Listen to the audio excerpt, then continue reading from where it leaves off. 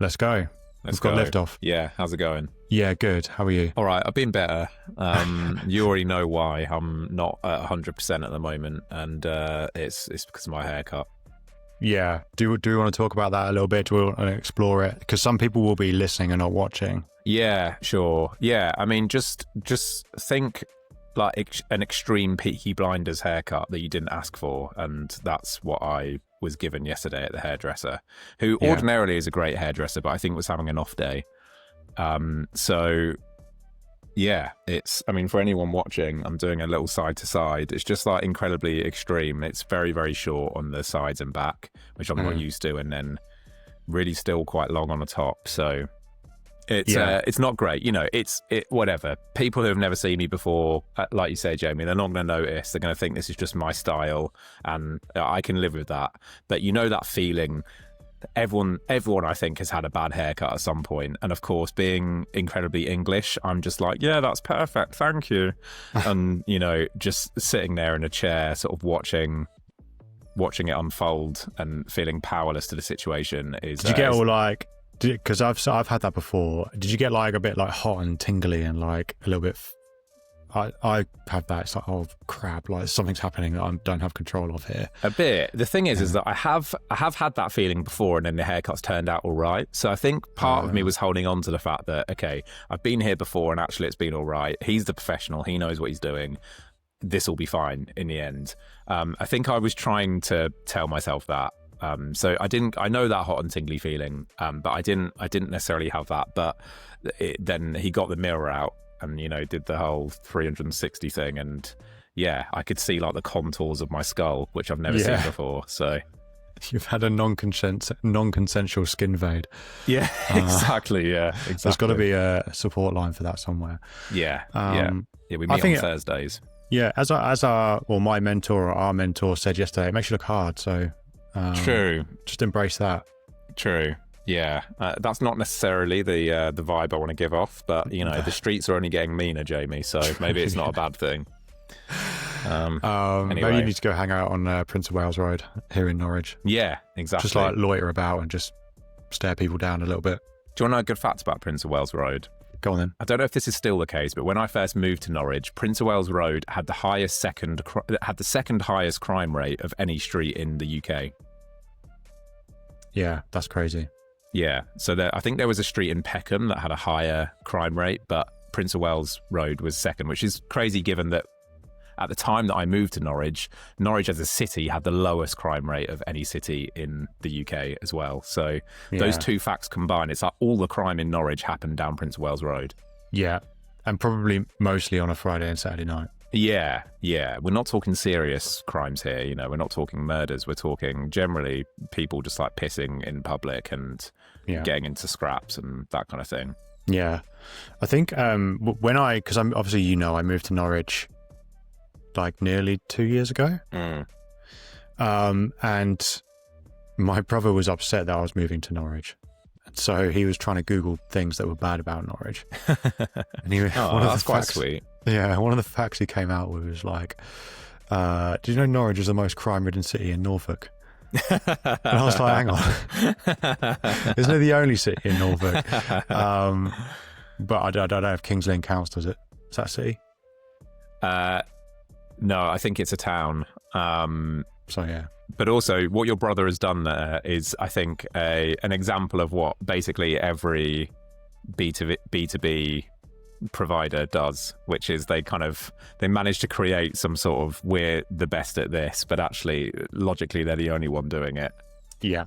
It's like how we say we're the fastest growing newsletter agency in the UK. It turns out there aren't actually that many newsletter agencies in the UK. It's genius. It's the genius of marketing. Yeah, if you're in a rate of one, you're always going to be the fastest. Exactly, yeah.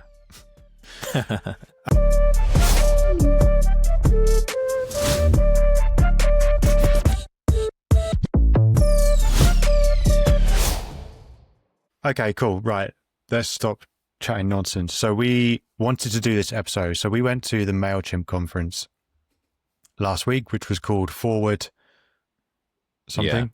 Yeah. Actually, it was FWD. FWD. Which is the trendy way of saying forward. Yeah. I actually think that had unintended consequences. Whenever I had marketing communications from MailChimp about that, the subject lines always started FWD : Yeah, it's and smart. then so yeah, it is smart, but also Gmail started like collapsing conversations and started doing weird things because it had forwarded. Really? I think. But anyway, It thought that they they were forwards. yeah, I they see. always they always do a bit of wordplay on their conferences. Like last year it was like from here to there. Yes, it was. Which Yeah.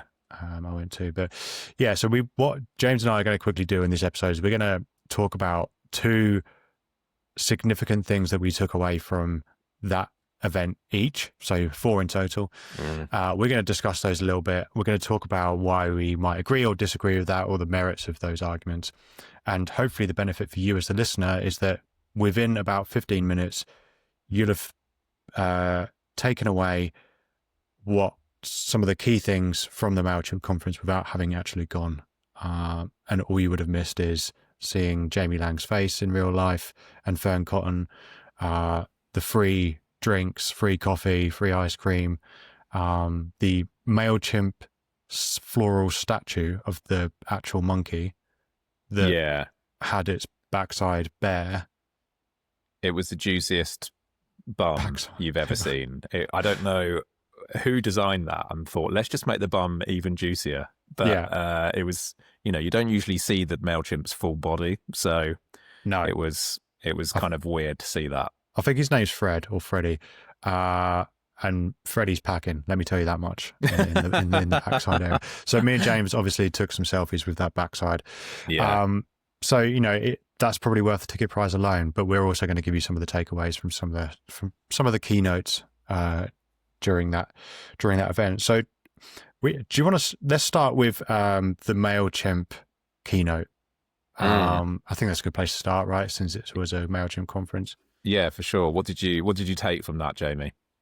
So I think that there was an announcement.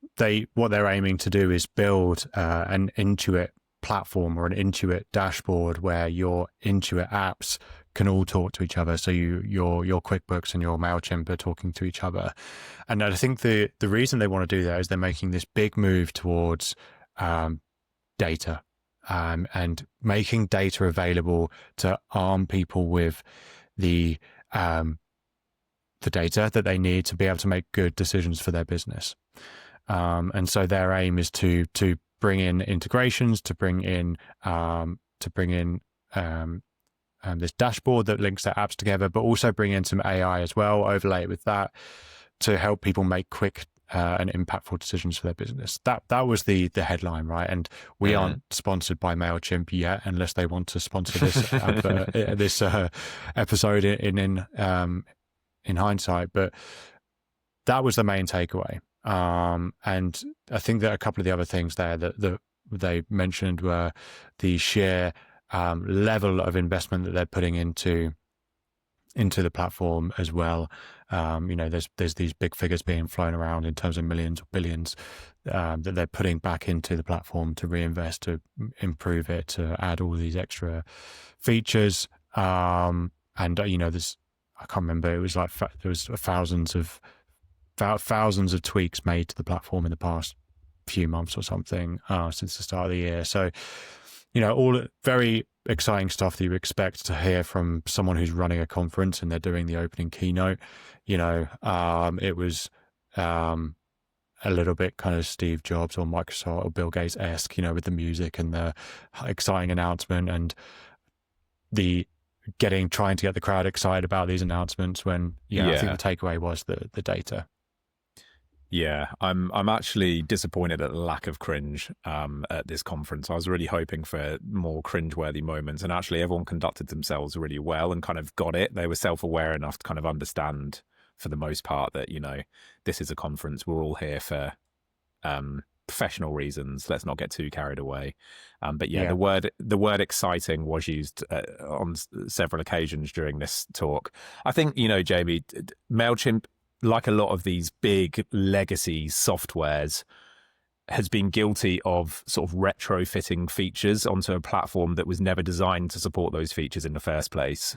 It has started to feel a little bit clunky in recent years because they will kind of just bolt things on, and you end up with this somewhat unintuitive platform that it makes it quite difficult to find particular things that you're looking for. So I think it's good that they are sort of not starting from scratch, but that it sounds like they're very much creating a separate platform to support this, rather than sort of trying to shoehorn it into the pre-existing MailChimp platform that we're used to.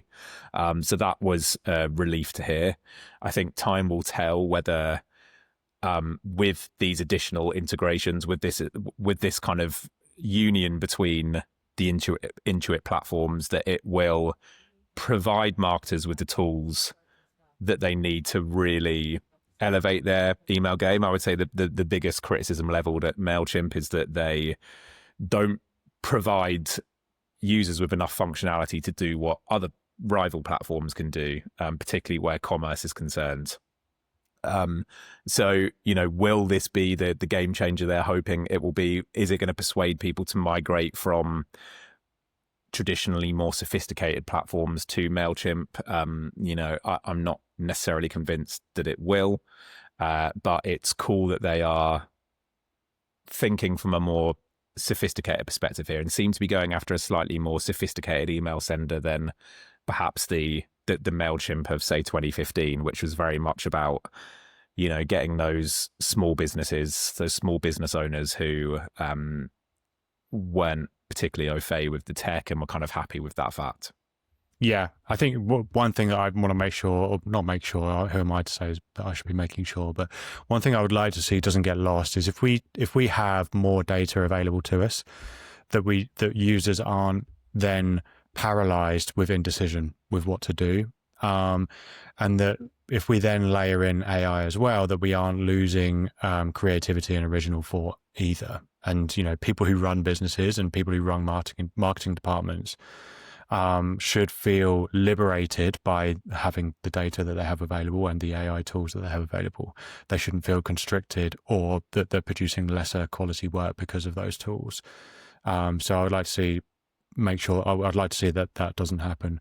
Yeah. Do you want to take one next, or move on to the next sure. takeaway? Yeah, no, I had a nice segue actually, which is that speaking of AI, Tom Goodwin, the final speaker of the day, said something interesting, which is that AI has become a marketing term, which is so true, isn't it? Like AI is kind of being slapped on everything. The features that existed way before ChatGPT are suddenly AI features. A lot of the time, I think AI has sort of been bastardized as a term to basically mean anything that's automated or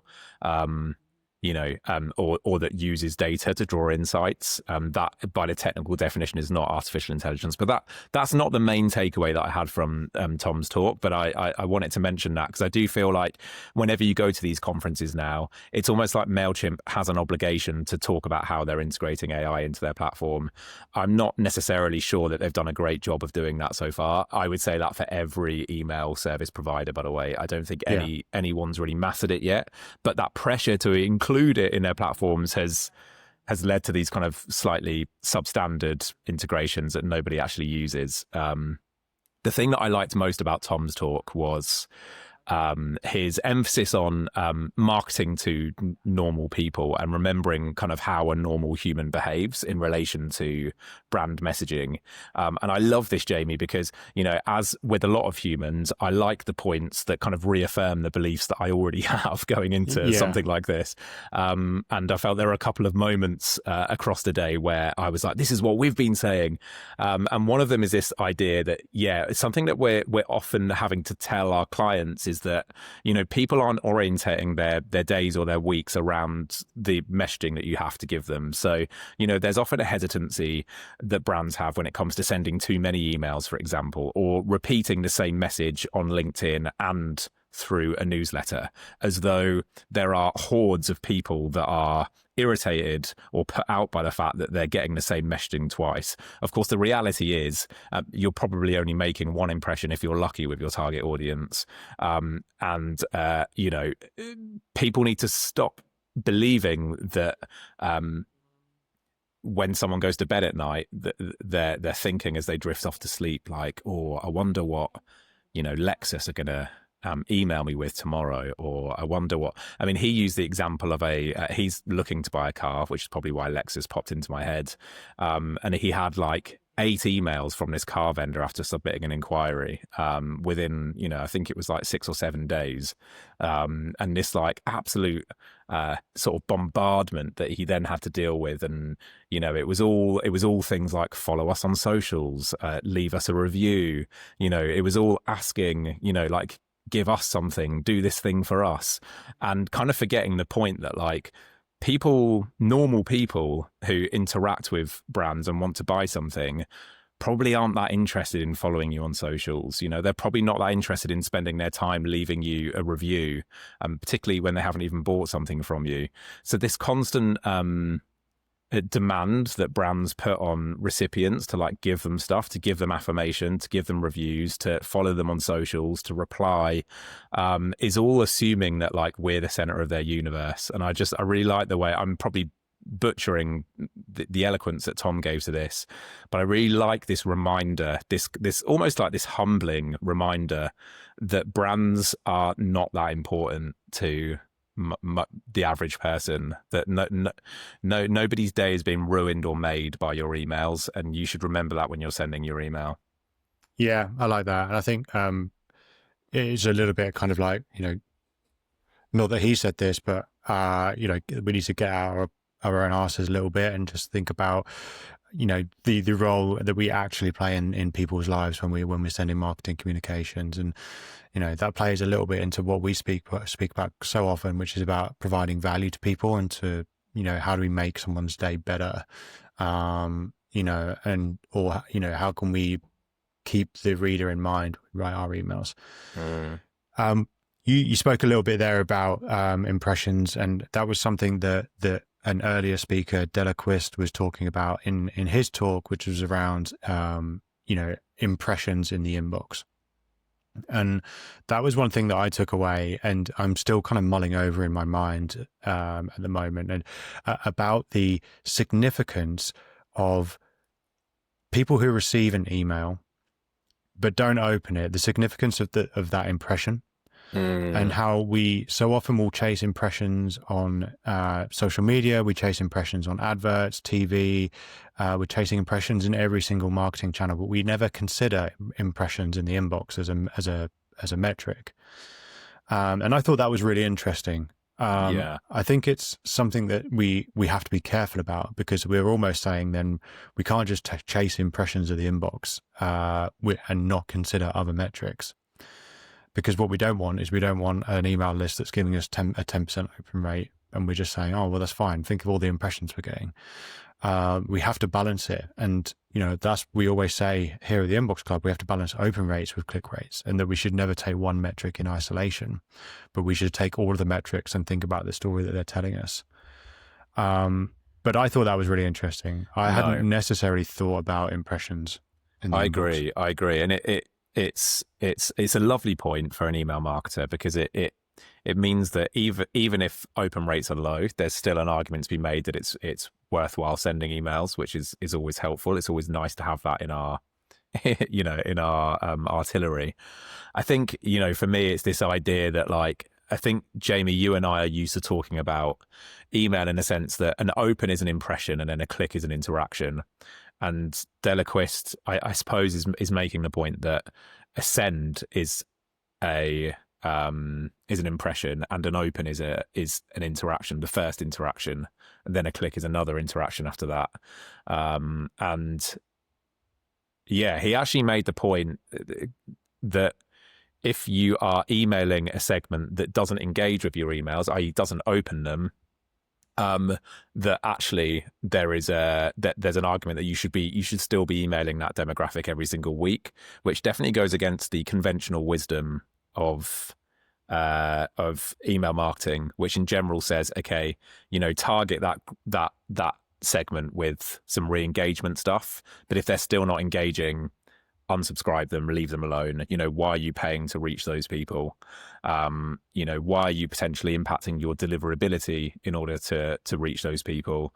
And Delaquist was saying, well, look, you're still being seen. The likelihood is you're still being seen by them. They're still having to register in their brains that you've sent them an email, and then they're choosing to ignore it, and that impression might still make an impact.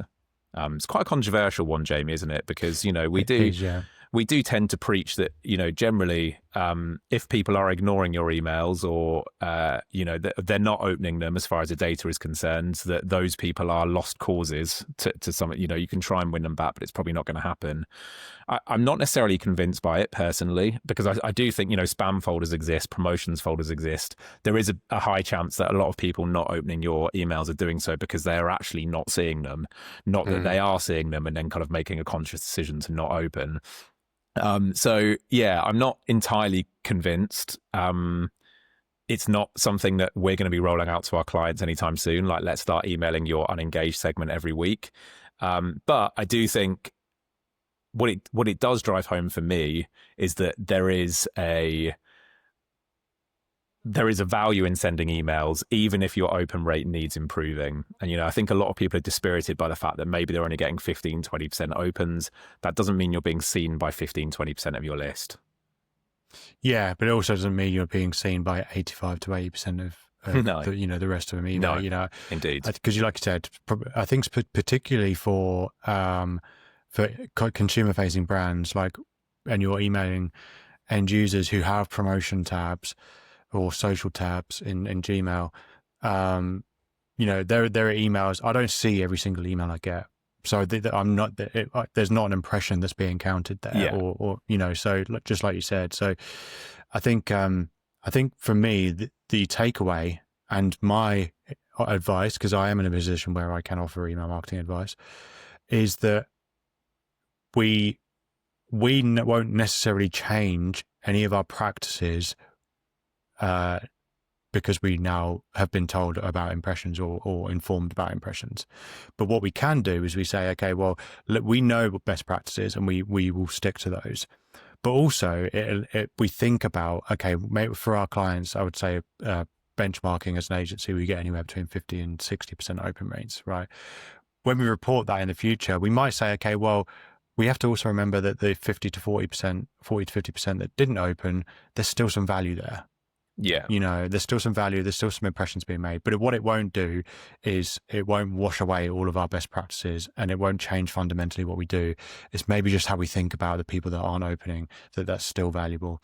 I think we still need to have a very clear engagement and re-engagement and sunset parameters in place. And for me, that could be 90 day, it could be 120 day, it could be 150 day, whatever that is. It's different for different businesses and brands. And we should still stick to those parameters, but it can change our thinking about how our emails are perceived, even if they're not opened. Yeah, absolutely. No, I like that. I think the final thing for me was there were, as Jamie alluded to earlier, quite a lot of celebrities speaking at this conference. Jamie Lang and Fern Cotton did like a kind of conversation on stage, and Joe Wicks, the body coach, as he's known to some, was part of a panel discussion in the morning. And I really liked what Joe brought to the stage, to be honest with you, because I felt he was a departure from the kind of the marketing brain. He came very humble and sort of, this is what I do because it just makes sense to me. And, I kind of liked his honesty when it came to like how he doesn't really use data to make his decisions, but prefers to nurture these long-term relationships with his followers. And that seems to be working for him, because at one point, Jamie, he kind of just casually dropped in the fact that he has 1 million subscribers on his newsletter. And I think, again, this totally reinforced what we've said in previous episodes. And I would urge you, if you haven't listened to, go back to our creator specials. We did a 3-part trilogy a couple of months ago. But in that, we talk about the value of creators owning their data. And Joe spoke really well about that and said, one frustration that he's had with Instagram, which is his primary platform at the moment, is that he can post a story and one day he'll get 300,000 impressions on that story. He'll post the next day, and for no reason whatsoever, he's getting under 100,000, which obviously these are still watering numbers for a lot of people, but the fact that he will see this huge decline in impressions for no apparent reason is really frustrating to him. He knows that if he sends a newsletter, he's going to get a 50% open rate, which, by the way, if you've got 1 million subscribers, is incredible. It's relatively low effort. He sends it once a week, and he's reaching 500,000 people every time he does that, and he's not monetizing it, Jamie, which is remarkable. I guess indirectly it will be monetized because we've just talked about the value of impressions, and people might go and buy one of his books having read one of his newsletters, but he's not monetizing it in some of the ways that we discussed in our creator specials. But still, amazing that he made an effort to talk about how valuable he finds email marketing, and I think at the moment there aren't many creators talking about that. I think in a year or two, every creator is going to be talking about it. Yeah, I agree. And Joe Wicks, if you're listening, because you probably are, if you want to monetize your newsletter and also stay true to who you are, the Inbox Club, we're your guys. Yeah. That's a crazy figure. There can't be many creators out there with a newsletter list with with 1 million subscribers. That's a crazy figure. Yeah, I think it's a crazy figure, but also a testament to the fact that if you just put a little bit of effort into growing a list as a creator, you can reach stratospheric numbers. Not relatively easily. I'm not saying it's an easy job for him, but it's not like he's pushing his newsletter aggressively every time he posts some content. He's just built that up over the years. And remember, Joe Wick's been going for quite a long time. He was massive in COVID, but he was creating content on these platforms way before COVID. So he's been going for a while. But, he's just built that list up over the years. He said he sends a super simple thing. He has a workout on there. He'll link to a YouTube video or something like that, maybe a recipe. That's all it is. Nothing too crazy. Repurposing stuff that he's probably already posted elsewhere. And, he's reaching 500,000 people every time he does that, which is amazing. Yeah, it is.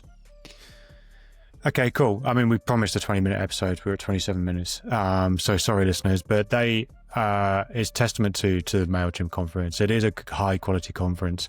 I'm not being paid to say this. I will always go to it. I think because it's the talks are good. The speakers are high quality. You get to see some celebs, which is nice, but also they do a great job of looking after you throughout the day as well. And it's got a kind of premium feel around it, which is nice. So the food was really good. Yeah, food was really good. And you get to see Freddie the MailChimp's butt as well. So perfect. Check it out. It happens every year. So check it out for 26. But thanks for listening. Cheers.